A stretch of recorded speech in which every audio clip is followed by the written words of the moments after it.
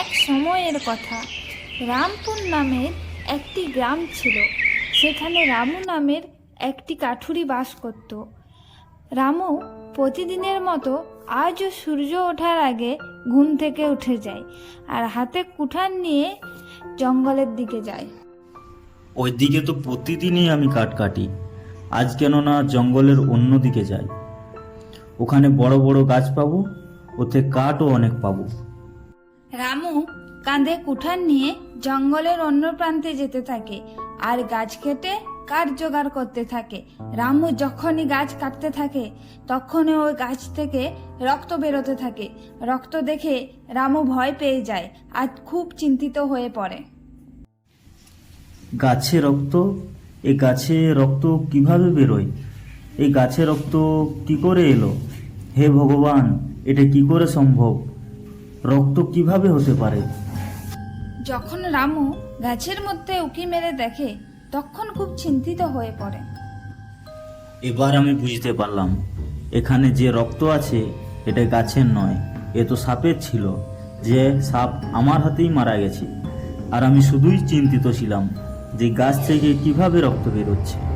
এই জঙ্গলে জানি না কত সাপ আছে, আর প্রতিদিন কত সাপ মরে। এই সাপ এখানেই পড়ে থাকুক, এখন ঘর যাওয়া যাক, কেননা অনেক কাঠ জোগাড় হয়ে গেছে। রামু তো এখান থেকে চলে যায়, কিন্তু কিছুক্ষণ পর ওই গাছের পাশ দিয়ে এক তান্ত্রিক বাবা যাচ্ছিল। তখনই ওর নজর ওই সাপের উপর পড়ল। এ কি?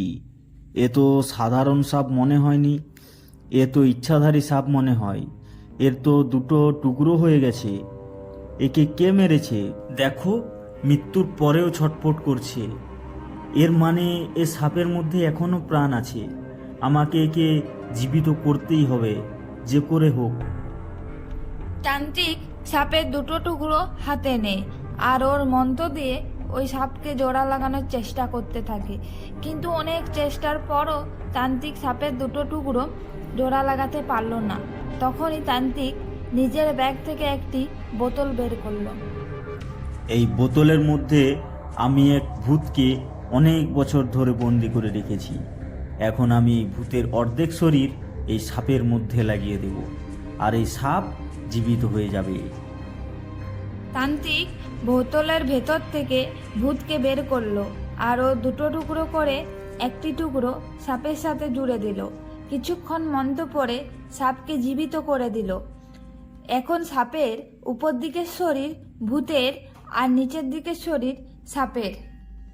হে তান্ত্রিক, তুই এটা কি করলি? আমার শরীরে কি হাল করেছিস? তুই এখন আর বাঁচবি না। আমাকে হাত লাগালে আমি তোকে ভস্ম করে দেব। আর রইল তোর শরীর, তোকে আমি জীবনদান দিয়েছি। তোকে তো কেউ মেরে দুটুকরো করে চলে গিয়েছিল, তুই ওখানে পড়েছিলি। এরপরে আমি তোকে আগের মতো করার চেষ্টা করেছিলাম, কিন্তু পারলাম না। এরপরে একটাই মাত্র রাস্তা ছিল, তোকে জীবিত করা। কিন্তু তুই এই ভূতকে কেন আমার শরীরে জুড়েছু? আর কাউকে পাসনি তুই?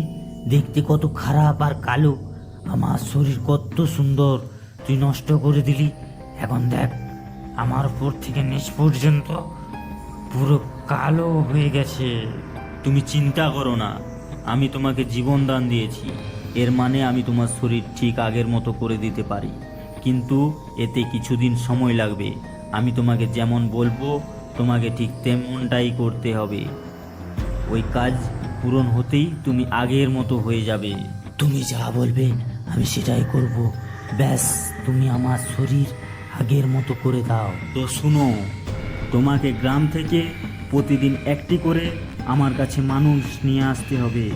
ওদের রক্ত দিয়ে আমি তোমার জন্য পুজো করব। আর হ্যাঁ, যখন আমি এই পুজো করব আশেপাশে থাকবে না, আমার পুজো করতে দেখবে না। যাও, নিজের কাজ করো। ভূত সাপ গ্রামে চলে যায় আর এখানে ওখানে শোরগোল করতে থাকে। ওটা কি? এই গ্রামে কি জিনিস এসেছে? এ তো ভূত। ভূত নয় সাপ, মানে ওটাই সাপও বটে ভূতও বটে। এটা সাপ ভূত। দেখো দেখো কত কালো। তুমি জানো কালো সাপ অনেক বিষাক্ত হয়, ও কাটলে কোনো মানুষ বাঁচে না।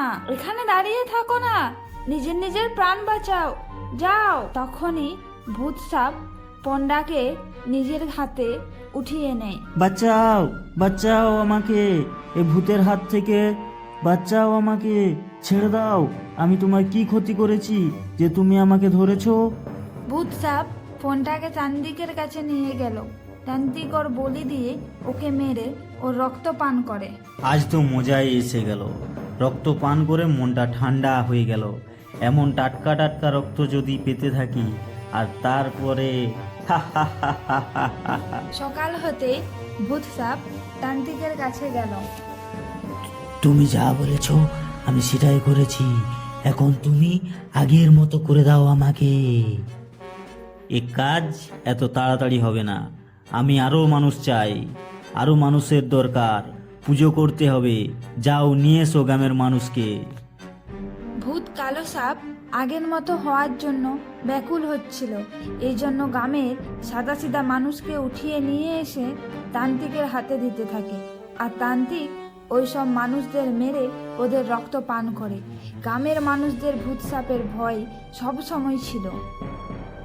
ওই ভূত সাপ আমার ছেলেকে উঠিয়ে নিয়ে গেল, আর আমি কিচ্ছু করতে পারলাম না।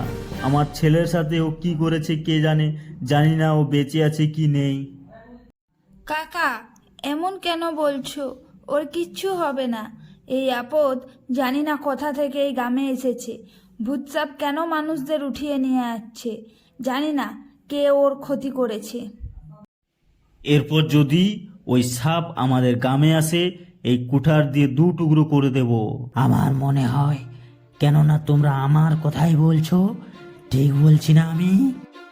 হারু ভাই, এবার করো এই সাপকে দু টুকরো কুঠার দিয়ে।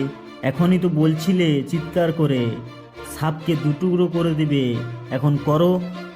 আরে চুপ করো, আমি এমনিই বলছিলাম।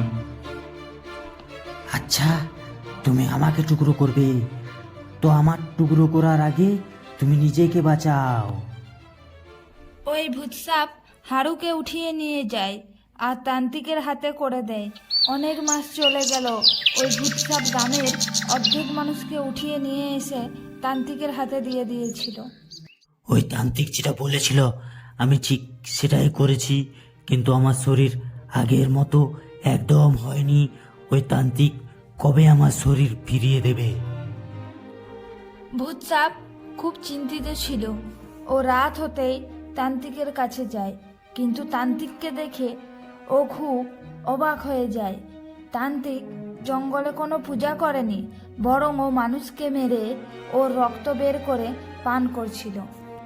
ব্যাস, আর একদিন, তারপর আমি অমর হয়ে যাব চিরকালের জন্য। ওই সাপকে আমি কেমন বোকা বানিয়েছি, ওর মনে হয় এসব আমি ওর জন্য করছি। না, এ তো আমি আমার জন্য করছি। ওই মানুষের রক্ত পান করে আমার শরীরে শক্তি আসে, আর আমি এই খারাপ শরীরের থেকে মুক্তি পেয়ে যাব। এই মানুষদের রক্ত চিরকালের জন্য আমার যৌবন গড়ে দেবে। হা হা হা হা। এই তান্ত্রিক কতদিন ধরে বোকা বানাচ্ছিল, আর আমি একটুও বুঝতে পারিনি। কিন্তু আর না, আমি সব জেনে গেছি। আমি এর কাজে সফল হতে দেব না। ভূত সাপ তান্ত্রিকের সামনে এসে দাঁড়ালো। তান্ত্রিক, তুমি যা বলেছ আমি সব শুনেছি, আর এইসব শুনে আমি তোমার কাজে সফল হতে দেব না। মিথ্যাবাদী তান্ত্রিক! অমর তো আমি হবই, তাতে যা কিছুই হয়ে যাক। আর আমি তোকে ধোকা দিয়েছি, মিথ্যে কথা বলেছি, এতে আমার কোনো আফসোস নেই। এসব আমি আমার জন্য করেছি।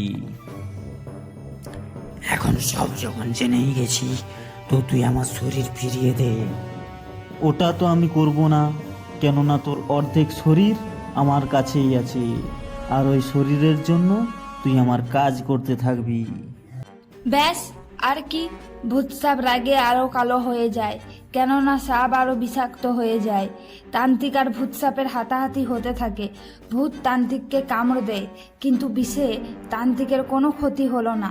লড়াই করতে করতে সকাল হয়ে যায়, আর ওরা দুজন লড়াই করতে করতে গ্রামে পৌঁছে যায়। তান্ত্রিক আর ভূত সাপকে লড়তে দেখে পুরো গ্রামের মানুষ জড়ো হয়ে যায়। এই আমার হাত দিয়ে পাপ কাজ করিয়েছে, এই নিরীহ মানুষদের তুই মেরেছিস, বলি দিয়েছিস, রক্ত পান করেছিস। আজ তোকে মেরে ফেলবো, তুই কখনো অমর হতে পারবি না। মরার আগে অর্ধেক শরীর আমায় দে।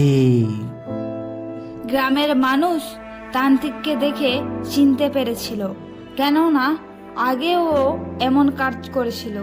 কিন্তু গ্রামের মানুষেরা সব জানতেই তান্ত্রিককে ধাক্কা দিয়ে গ্রাম থেকে বাইরে বার করে দিয়েছিল।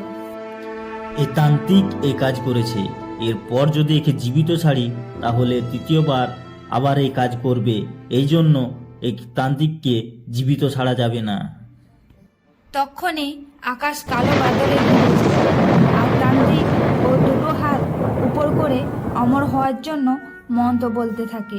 তখনই ভূতসাপ পাশে পড়ে থাকা কুঠার দিয়ে তান্ত্রিকের দুটো হাত কেটে দেয়।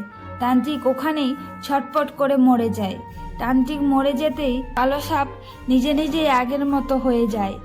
এখন ওরও পুরো শরীর সাপের ছিল। ও খুশি খুশি চুপচাপ ওখান থেকে চলে যায়। এরপর থেকে গ্রামের মানুষ সুখে শান্তিতে বসবাস করতে থাকে।